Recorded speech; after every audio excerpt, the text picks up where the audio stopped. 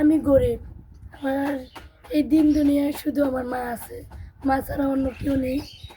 তো কার কাছে বলবো দুঃখের কথা বলেন? তো এই জন্য আমার অনলাইনে আসা। মা বাসায় বাসায় কাজ করে কইরা লেখাপড়া করাইতেছে।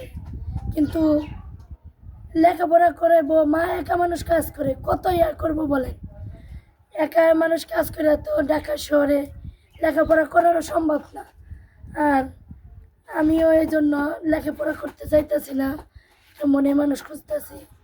যদি কোনো দয়াবান ব্যক্তি থাকেন যে আমাকে পছন্দ হয় বা ভালোবাসতে পারবেন। আর এই যে আমার গলাটা দেখতেছেন কণ্ঠ, সেটা এমন না।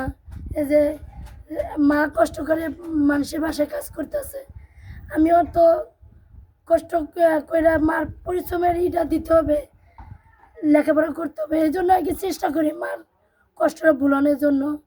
তার জন্য দেখেন এই যে গলার সমস্যা হয়ে গেছে। তো ভিডিওটা না টেনে শেষ পর্যন্ত দেখবেন। আর যদি কোনো ভালো মনে মানুষ থাকেন বা আমাকে পছন্দ হয়, ইমো নাম্বার দেওয়া থাকবে, ওখানে যোগাযোগ করবেন।